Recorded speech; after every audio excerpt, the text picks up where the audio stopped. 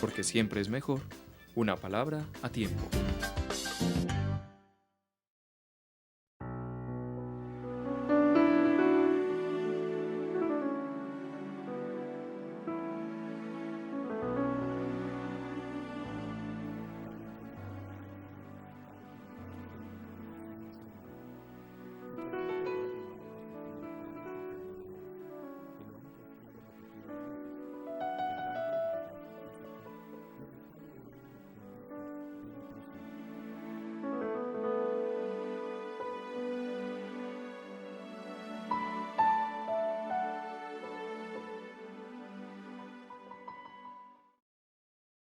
Fui diagnosticado en el año 94 con el virus de inmunodeficiencia humana, el VIH. Cuando eso ya hacía 2 años que había terminado estudios en la universidad, ya había graduado de zootecnista. Cuando me dieron la noticia, pues no recuerdo que haya sido como muy impactante ni muy frustrante para mí, sino que fue a medida que fue pasando el tiempo que ya se fueron dando las cosas como más difíciles. Tanto es así que más o menos hacia el año 98, o sea, 4 años después, me encontraba ejerciendo mi profesión en el municipio de San Pedro de los Milagros, como zootecnista que soy. Y allí empecé con los problemas de dolores de cabeza muy fuertes, fiebre y otros malestares en general. Cuando ya decidimos venir donde el médico, me hizo unos exámenes y me diagnosticaron que tenía meningitis. Ya después de eso, pues como que la vida poniéndole a uno todas estas cosas, como que no entendía el mensaje o qué era lo que tenía que hacer yo, dedicado, por ejemplo, a veces siendo muy disciplinado o como muy estricto en las cosas, con orgullos, con bobadas que no tiene la vida. Me pasa de que hace 2 años y medio me dio una neumonía, una bronconeumonía. Eso fue una recaída muy dura, ha sido la más dura que he tenido, de la cual tengo secuela en este momento. Una hipertensión pulmonar dictada pues, por los médicos especialistas. Y es la que me ha puesto como ya más a pensar en las cosas de la vida, la que me ha puesto a pellizcarme a ver pues, cuál es la misión de verdad en esta vida para mí, qué es lo que debo de hacer, por qué debo de hacerlo, de dónde vengo, para dónde voy.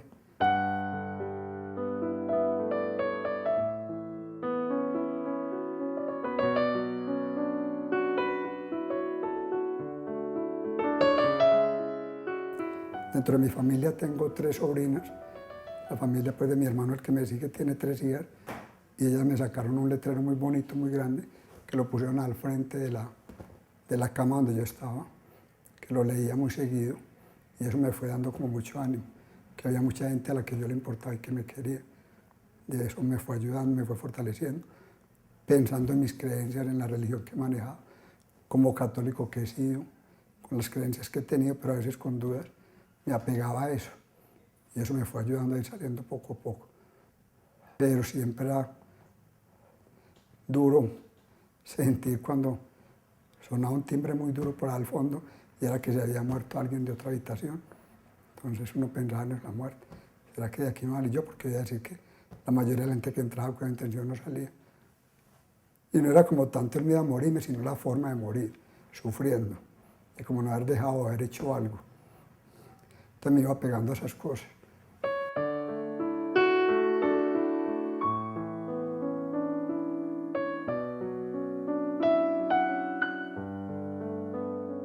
Pero sin embargo, cuando ya llegaba a la casa no quería saber de nada de nadie, me cogía en unos estados de depresión muy berriondos. Lo único que lograba era por ahí ponerme a ver televisión.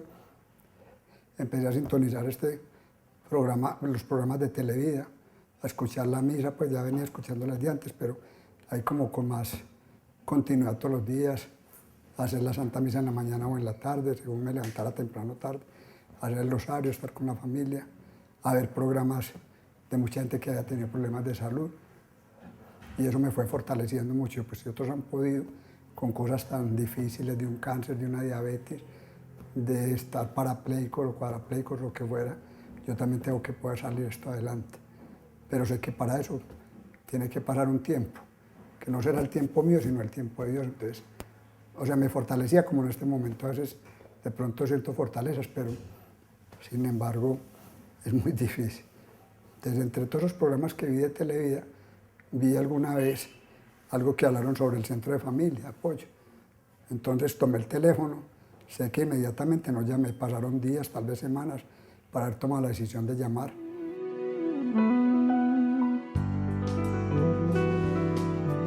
Bueno, siempre he querido, desde mucho antes de tener el virus o de tener la hipertensión, siempre soy una persona muy acelerada, muy perfeccionista. Siempre me he considerado como eso. Siempre quiero hacerlo todo ya, que todo me salga ya, sin pensar pues como las secuelas ni nada de eso. Ahora cuando tengo mis momentos de tranquilidad, digo yo, pero qué afán pues, porque me han enseñado personas a ver eso. ¿Y qué se gana usted con desesperarse? Sí, como dice el dicho, una creencia que sí puede tener uno de forma es que después de la tranquilidad, de la tempestad, viene la calma. Entonces, estoy pasando por un momento tormentoso, ya tendrá que venir la calma. Pero me lleno de mucha ansiedad, diciendo, pero ¿cuánto va a durar lo mío? Quizá como encontrar la respuesta y me digan, es que lo suyo va a durar 5 meses más, o un día, 2 días, o un año. Pues como que quisiera ya como acostarme hoy y mañana amanecer como si nada hubiera pasado, que voy a poder estar trabajando y ayudando a la gente, ¿no? Entonces tengo que ir asumiendo, todo esto ha sido aprendizaje, tengo que asimilarlo poco a poco. Para mí yo he ganado mucho, pero veo que todavía me falta mucho por recorrer.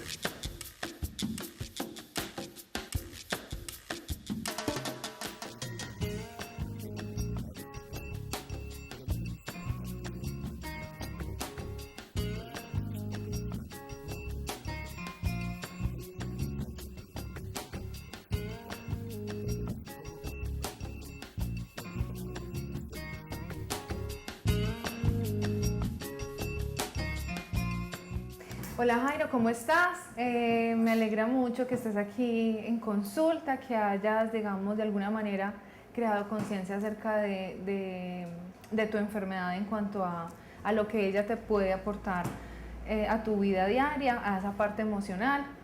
Digamos que según lo que nos has contado, es bien normal que estés pasando por digamos, por estos altibajos en cuanto a la parte emocional. ¿Por qué?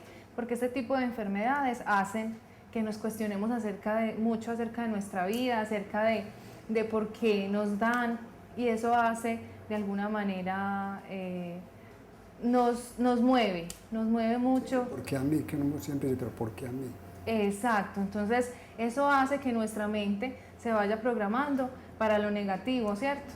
Y que le vamos perdiendo cada vez más sentido a nuestra vida. Entonces es muy normal que estés pasando por esto, pero sí hay que hacerle un seguimiento a tu estado de ánimo para que no vayas a caer en una depresión.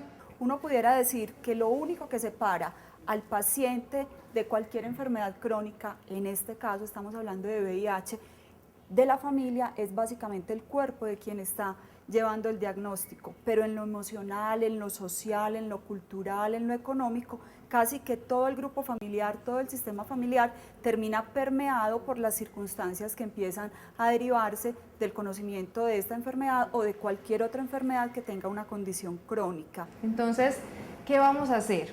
Primero que todo, vamos a complementar todo esto con la visión médica, ¿cierto? Con el aporte médico. Para esto, te voy a pedir que vayas donde el doctor Estrada, que él es una persona que ha estado pues ha estado trabajando mucho con enfermos así como tú, pacientes como tú. Entonces es bien importante que recibamos este tipo de ayuda. Y segundo, ya vamos a hacer pues algo más del diario vivir. Tú me dices que te has aislado mucho de esa parte social, de los amigos, sí, de toda esta parte social. Entonces vamos a rescatar todo eso. Vamos a hacer que esas cosas vuelvan a nosotros. Digamos que no de la misma manera, ¿cierto? Porque no podemos tampoco negar el estado en el que estás, pero sí vamos a recuperar cositas. Vamos a empezar a llamar personas que tú creas que puedes contar con ellas, vas a hacer actividades que te gusten, ¿cierto? Y que te motiven. Todos estos procesos son muy lentos. ¿Por qué? Porque es programar nuestra mente a algo nuevo, ¿cierto? Y digamos, de alguna manera tu mente ha estado programada hacia cosas muy negativas de tu estado de ánimo, de tu personalidad. y que digamos que rayan mucho con la frustración que toda esta enfermedad te ha ocasionado.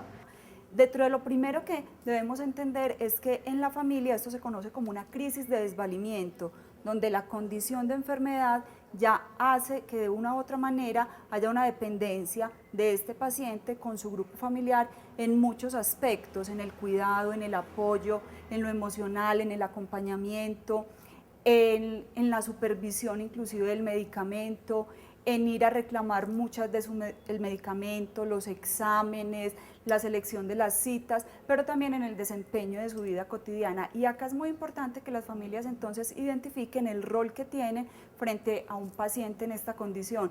Y casi que dentro de esto entonces identificaríamos al cuidador primario, la familia dentro de la organización que ya viene teniendo tradicionalmente, todas las familias se organizan de manera diferente, entonces debe ir identificando quién es la persona que se va a convertir en líder para acompañar al paciente en todo el trasegar de la enfermedad. Entonces vamos a rescatar mucho esas partes, esa parte social, para que tú te vuelvas a sentir útil, para que tú vuelvas a sentirte funcional.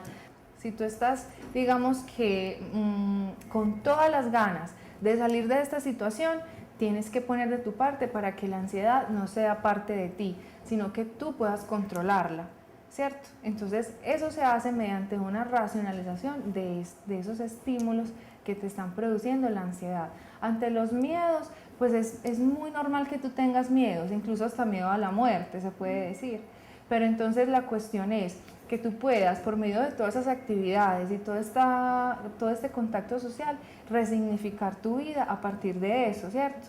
Para que esos miedos se vayan creando otro significado en ti. Entonces, si la familia tiene claro qué significa el diagnóstico, también va a tener claro cómo tratar al paciente. Inicialmente, pues obviamente está la angustia, está el miedo, está la incertidumbre, la conspiración al silencio, pero finalmente la familia debe reorganizarse para ofrecer el apoyo. Entonces te invito para que vayas donde el doctor Santiago Estrada para que miremos pues su aporte a nivel médico, porque la idea aquí es tener como esos dos acercamientos, tanto médico como psicológico. Vas donde el doctor y dentro de una semana vienes para ya empezar a avanzar en el proceso. Bueno, Jairo, bienvenido. Ya estuve enterado de tu situación y estoy aquí con el plan de darte como una orientación sobre cómo debemos vivir aquellas personas que de alguna manera tenemos algún sistema de defensas alterado. Recordemos que las defensas nos pueden alterar por muchas cosas, no solamente el VIH, las enfermedades del colágeno como el lupus, el cáncer, la leucemia. Y yo creo que es importante que las personas que de alguna manera nos estén viendo, sería muy bueno poderles dar una orientación de cómo debemos vivir. Lo primero empieza por un autocuidado. ¿Qué es un autocuidado? Que lo que hagamos, lo hagamos bien hecho, evitando que cualquier factor adicional nos agrave lo que ya tenemos de base. Empecemos por la alimentación. Hay que comer comida fresca, bregar a no almacenar comida mucho tiempo, aún estando refrigerada, porque de alguna manera puede haber alteraciones en eso. Entonces, comida muy fresca, máximo de un día para otro, pero en la nevera. Las legumbres son una fuente importante de vitaminas, de oligoelementos, hablemos legumbres y frutas, pero ahí también hay que ser muy estrictos en el consumo de estos alimentos, porque la mayoría no los comemos crudos, y ese es el beneficio que tiene comer alimentos de estos cocinados, se pierde lo que estamos buscando. Entonces vamos a ser un poquito estrictos en el lavado de esos alimentos, lavar los alimentos con agua corriente, si es necesario en algún momento echarles un poquitico de limón. Se ha visto que el limón tiene una capacidad bactericida, pero previo lavado. La lechuga hay que lavar hojita por hojita, el brócoli hay que lavarlo y así. Porque en nuestro medio es muy común que en el campo se riegue con material orgánico que es una fuente potencial, con estiércol de animal, con gallinaza, no sé, tú sabes como profesional que se utiliza mucho eso. Y no solamente eso, sino las aguas de nosotros en el campo están contaminadas con materia fecal humana. Correcto. De verdad que la invitación es ser muy estrictos en esa forma. Las frutas, todas, absolutamente todas, hay que comerlas peladas, porque la cáscara es una fuente importante aún lavadas. Entonces, que un mango, que dicha que un mango, no, peladito el manguito. Obviamente nadie se come una papaya pues con cáscara, pero también pues todo muy bien pelado. Ni un banano tampoco. ¿Cómo? Ni un banano tampoco. Esa es la mejor que hay para comer, porque viene diseñada de tal forma que tú no la tienes que tocar por dentro, la pelas. Dicen que esa es la comida ideal de un prototipo de buena alimentación. Bueno, eso sería pues lo otro. En cuanto a no solamente la alimentación, sino las compañías. ¿Quién nos puede visitar? Todo el que quiera, pero por favor el que tenga una enfermedad adicional no nos visite. Hombre, si hay uno con un sobrino, un hermano, alguien, un amigo tosiendo, que se nos quede en la casa y cuando le quite la tos, mientras tanto por el teléfono. ¿Cómo vas? ¿Qué hay de tu vida? Ve, yo te voy a hacer la visita, aunque estoy un poquito agripado, te pido el favor de que no nos visites en estas condiciones. Entonces, todo el que nos visite le debemos exigir que esté en condiciones sanas, porque nosotros que podemos padecer una enfermedad que nuestras defensas están limitadas, debemos evitar que alguien nos traiga algo para que nuestras defensas no se distraigan defendiendo de otras cosas. Animales de compañía se pueden tener, pero no se recomienda, por ejemplo, animales muy pequeñitos. Tú también trabajas, tuviste alguna experiencia. Sí. Recordemos que los animales muy pequeños son muy susceptibles a diarrea. Los cachorritos y tal, es menos el perro adulto o el gato. Entonces, ser muy estrictos en eso. Bregar a nunca limpiar uno mismo el lugar donde los animales hacen sus necesidades. Se usa mucho que los gaticos tengan su arenita donde ellos defecan. No debemos nunca nosotros limpiar esos lugares, porque eso es una fuente potencial. Recordemos que el gatico que come tanto animal silvestre es muy vulnerable a recibir muchas infecciones y ser portador de ellas. A través de las heces. Sí. Es correcto, claramente documentado. Otra cosa, las aguas. Jairo, en las aguas siempre trabajemos con aguas embotelladas. No nos demos el lujo, excepto que tú puedas garantizar que tu acueducto es de la ciudad de Medellín. De resto, no más. No tengo datos de otros. Pero sí se pide, por ejemplo, que cuando uno abra el grifo, dejar correr un poquitico el agua antes de recogerla, porque eso garantiza que lo que haya colonizado el grifo sea escurrido, sea como una ducha, y ya empezar a recoger. ¿Qué otras cosas podemos decir, Jairo, de la vida de nosotros que podemos tener defensas alteradas? Bien, yo diría que la vida es la misma, no hay por qué angustiarnos, podemos utilizar todos lo mismo en la casa, no hay que separar nada, eso es muy claro, podemos comer todos de los mismos cubiertos, utilizar el mismo vaso, la misma toalla, el jabón. Lo único que no vamos a compartir nunca es los objetos cortopunzantes. Correcto. Los objetos cortopunzantes son potencialmente contaminados con sangre de otro y de alguna manera nosotros pudiéramos infectarnos. De manera que esas serían como las recomendaciones, Jairo. No sé qué dudas tienes tú sobre este tema o algo que tú también quieras aportar como profesional que te hayas dado cuenta. No, eso es lo que me ha dicho todo, estoy muy consciente de eso y brego por hacerlo así. Pues en la casa somos de mucha pulcritud, de mucha limpieza y eso. Bueno, Jairo, creo que ha sido una charla sabrosa, cortica, pero sustanciosa. Y el mensaje es el siguiente. O sea, independiente de lo que nosotros tengamos, que la vida nos permitió encontrarnos con algo, porque ni siquiera Dios lo manda. Recordemos pues que somos libres de escoger. Nos encontramos, y si tú te encontraste en este caso con tu situación clínica, la vida debe seguir. Tenemos un compromiso de vivir intensamente. La vida no es sino una, y parece que fuera prestada. Entonces el día que vamos a rendir cuentas, nos van a decir, yo le di esto, le permití esto, ¿usted cómo retribuyó? Y trabajamos ese eslogan, el que no nace para servir, no sirve para vivir. Y servimos en todo momento. Uno da testimonio, no solamente trabajando con otros, sino trabajando por nosotros. Testimonios como los que tú das de tu situación, ver una persona en tu estado, en tu condición, en tu manera de entregarle a los demás información y verlo. Esa es tu función en la vida, como es la mía. Mientras yo sea médico, tendré que entregar mi servicio a los demás. y creo que a eso vinimos. Bueno, ahora vamos a ver unas imágenes de Jairo y cómo ha aplicado las recomendaciones dadas en consulta en su diario vivir. Bueno, entonces mira, estamos aquí ya viendo entonces las imágenes de Jairo haciendo las recomendaciones que se le hicieron pues en la consulta. Aunque las está haciendo, todavía se nota mucho como negativismo de él, mucho, digamos, un estado de ánimo todavía muy bajo. De todas maneras, esto es un inicio, para él es duro afrontar todavía ciertas realidades de su enfermedad, pero es un proceso que esperamos que vaya avanzando, poco a poco, pero que vaya avanzando. Entonces esto es como un inicio a esas actividades que posiblemente le van a dar un bienestar emocional más adelante. Y se me hace muy pertinente esa recomendación que le diste de volver a conectarse con los amigos, porque de alguna manera también es recuperar todos esos recursos sociales, emocionales que le pueden dar sentido de vida. Cuando estamos hablando de un paciente de VIH, casi que el paciente asume que es una enfermedad o un diagnóstico sin esperanza, pero el poder seguir conectado a sus amigos, a su familia, a algún hobby que lo haga sentir productivo y útil, hace que él pueda resignificar pues la existencia de ese diagnóstico en su vida. Exacto, y eso es lo que se le apostó a él cuando asistió, porque eso es lo que él quiere encontrar de nuevo un sentido de vida, ¿cierto? Pero lo que pasa es que para encontrar ese sentido de vida hay que sanar muchos miedos que ante esta enfermedad se tienen.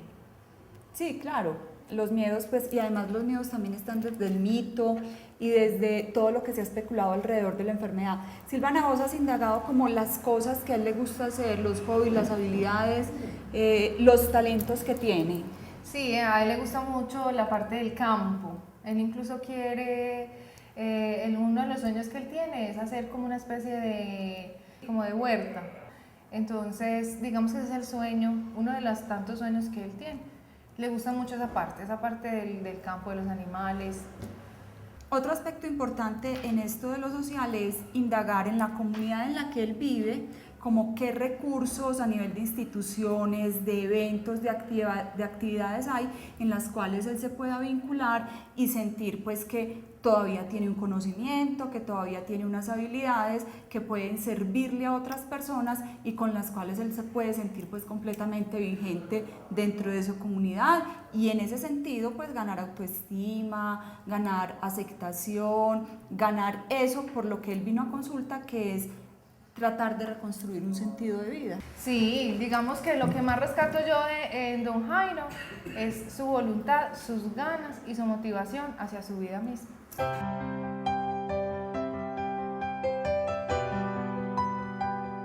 Tenemos que tener claro que los pacientes de VIH siguen siendo seres humanos completamente funcionales, que son seres humanos con sus valores, con sus principios, con toda una historia de vida que sigue contribuyendo a un grupo familiar y que esta familia sigue siendo parte fundamental en la vida de esta persona, y que en tanto asuma ese compromiso, pues para esta persona va a ser mucho más llevadero no solamente el diagnóstico como tal, sino el mismo tratamiento, que implica también tanto compromiso y tanta responsabilidad.